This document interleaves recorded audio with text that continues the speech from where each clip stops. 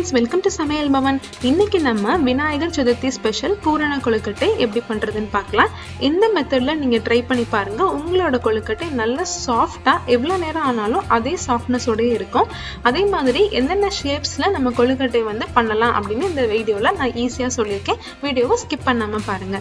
நம்மளோட சேனலை நீங்க ஃபர்ஸ்ட் டைம் பாக்குறீங்க அப்படின்னா சமையல் பவனுக்கு சப்ஸ்கிரைப் பண்ணி பெல் ஐகான் கிளிக் பண்ணிட்டு அதுல ஆல் அப்படிங்கிற ஆப்ஷனை பிரஸ் பண்ணி வச்சுக்கோங்க. இப்போ வாங்க நம்ம ரெசிபிக்குள்ள போலாம். பூரண கொழுக்கட்டை பண்றதுக்கு 1 கப் அளவுக்கு கடையில வாங்கின இடியாப்பம் மாவு இல்லைன்னா கொழுக்கட்டை மாவு எடுத்துக்கலாம். இது பாத்தீங்கன்னா கிட்டத்தட்ட 150 கிராம் இருக்கும். அதே மாதிரி 1 கப் அளவுக்கு தண்ணி எடுத்துக்கலாம். 3/4 கப் அளவுக்கு துருவின தேங்காய், 1/2 கப் அளவுக்கு வெல்லம் நல்லா தட்டி வச்சிருக்கேன். உங்களுக்கு இனிப்பு ஜாஸ்தியா வேணும் அப்படின்னா 3/4 கப் அளவுக்கு வெல்லம் எடுத்துக்கலாம், சரியா இருக்கும். இந்த மெஷர்மெண்ட்ஸை நீங்க கூட்டியும் குறைச்சும் சேர்த்துக்கலாம். இப்ப நம்ம வெல்ல பாகு ரெடி பண்ணிக்கலாம். நம்ம 1/2 கப் அளவுக்கு வெல்லத்தை ஒரு பாத்திரத்துல சேர்த்துக்கலாம். அதுல கொஞ்சமா தண்ணி சேர்த்துட்டு நல்லா சூடு பண்ணிக்கலாம். பாகு ஆகணும்னு அவசியம் கிடையாது. வெல்லம் நல்லா கரைஞ்சு மட்டும் இருந்தா போதும். அதுல இருக்க தூசி மண்ணு எதா இருந்தாலும் நம்ம வடிகட்டுறப்ப வந்துடும். இப்போ ஒரு பேன் சூடு பண்ணிக்கலாம். அதுல 1 டேபிள் ஸ்பூன் அளவுக்கு உருக்கின நெய் சேர்த்திருக்கேன். நெய் இல்லைன்னா எண்ணெய் கூட சேர்த்துக்கலாம், நல்லா தான் இருக்கும். இதுல 3/4 கப் அளவுக்கு துருவின தேங்காயும் சேர்த்துக்கலாம். சேர்த்துட்டு ஒரு நிமிஷம் போல நல்லா வறுத்துக்கலாம். நல்லா வாசம் வர அளவுக்கு வறுத்துக்கோங்க. இது கூட நம்ம கரைச்சி வச்சிருந்த வெல்லத்தை நல்லா வடிகட்டிட்டு சேர்த்துக்கலாம். அதுலயே ஒரு சின்ன ஏலக்காயை நல்லா தட்டி சேர்த்திருக்கேன். இல்லைன்னா ஏலக்காய் பவுடர் சேர்த்துக்கலாம், நல்லா வாசமா இருக்கும். எல்லாத்தையும் நல்லா 1 நிமிஷம் போல ஒரு மிதமான சூட்டுல வச்சு நல்லா கலந்து விட்டுறலாம். ரொம்ப நேரம் அடுப்புல இருக்கணும்னு அவசியம் கிடையாது. ஓரளவுக்கு ஜூசி கன்சிஸ்டன்சில இருக்கும் போதே நம்ம அடுப்பை ஆஃப் பண்ணிடலாம். இது ஆற ஆற நல்லா கட்டியாகி வந்துடும். இந்த பூரணமே சாப்பிடுறதுக்கு அவ்வளோ ஜூஸியா டேஸ்டா இருக்கும்.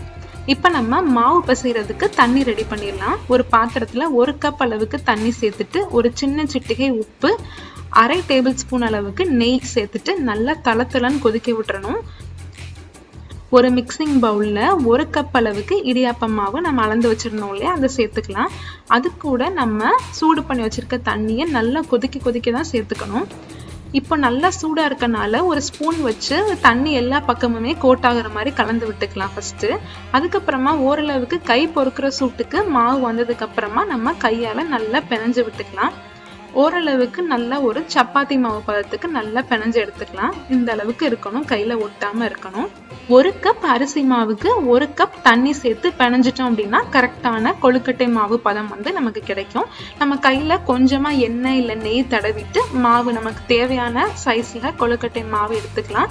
இந்த மாதிரி உருட்டிட்டு லைட்டா ஒரு அழுத்திக்கலாம். ஓரங்கள்ல எந்த ஒரு கிராக்குமே இல்லாத மாதிரி பாத்துக்கோங்க. இந்த மாதிரி இருக்கணும். இப்ப நம்ம செப்பு செய்ய ஆரம்பிச்சிடலாம். நடுவுல இருந்து அழுத்திக்கிட்டே வரணும். நம்மளுக்கு எந்த அளவுக்கு திக்னஸ் வேணுமோ அந்த அளவுக்கு இந்த மாதிரி சுத்தி நம்ம அழுத்திக்கிட்டே வரணும். எல்லா சைடுமே நல்லா சரிசமமா இருக்கிற மாதிரி நம்ம கையை வச்சு பாத்துக்கலாம். உங்களுக்கு எந்த சைஸ்ல கொழுக்கட்டை வேணுமோ அந்த சைஸ்ல மாவு எடுத்துட்டு அதுக்கேத்த மாதிரி செஞ்சுக்கலாம். மாவு பியெல்லாம் செய்யாது, இந்த மாதிரி அழகா வந்துடும். இப்ப நம்ம பூரணம் ரெடி பண்ணியிருக்கோம் இல்லையா, அதுவும் நல்லா கட்டியாகி இருக்கும். அதை நடுவுல வச்சுட்டு அப்படியே மடிச்சிட வேண்டியதான். இது நம்ம எல்லாருமே வழக்கமா பண்ற ஷேப் தான்.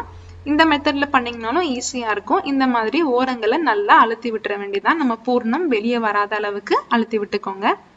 எந்தவித கிராக்கும் இல்லாம பாத்துக்கோங்க. இல்லாட்டி வேக வைக்கிறப்போ பூரணம் வெளியே வந்துட்டு நல்லா ஒட்டிக்கும். அப்புறம் பாத்திரத்திலேயே பாருங்க எவ்வளவு அழகா இருக்குன்னு.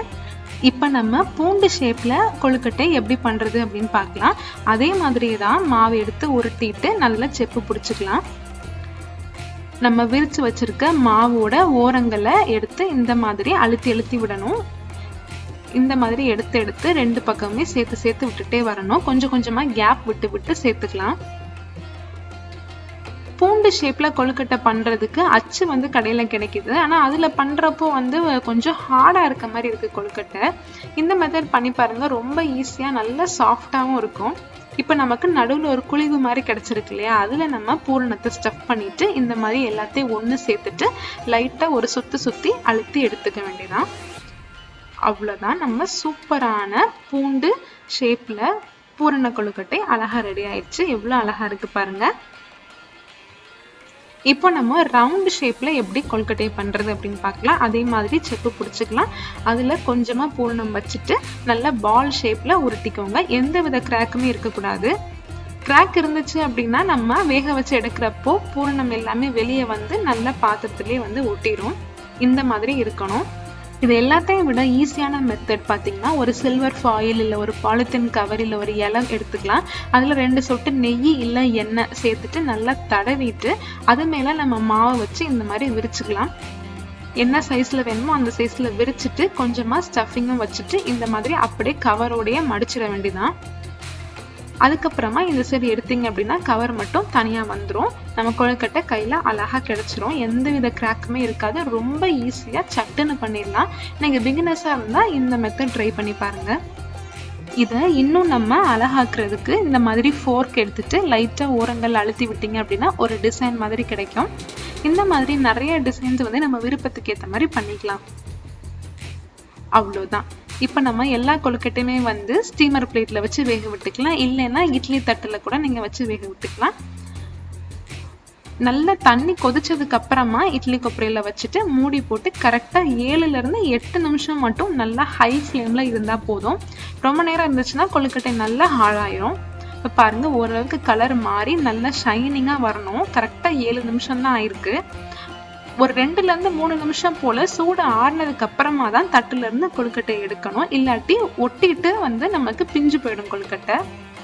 அவ்வளோதான். பாருங்க, ரொம்ப சூப்பரான சாஃப்டான பூர்ண கொழுக்கட்டை அழகா ரெடி ஆயிடுச்சு. உள்ள இருக்க ஸ்டஃபிங்கும் அவ்வளோ ஜூஸியா இருக்கும். கொழுக்கட்டையும் நல்லா சாஃப்டா இருக்கும். விநாயகர் சதுர்த்திக்கு இந்த கொழுக்கட்டையை ட்ரை பண்ணி பார்த்துட்டு எப்படி இருந்துச்சுன்னு எனக்கு கமெண்ட்ல சொல்லுங்க. என்னோட ரெசிபீஸ்லாம் உங்களுக்கு பிடிச்சிருந்துச்சு அப்படின்னா சமையல் பவனுக்கு சப்ஸ்கிரைப் பண்ணி லைக் பண்ணி ஷேர் பண்ணுங்க. அனைவருக்கும் விநாயகர் சதுர்த்தி நல்வாழ்த்துக்கள். தேங்க்யூ.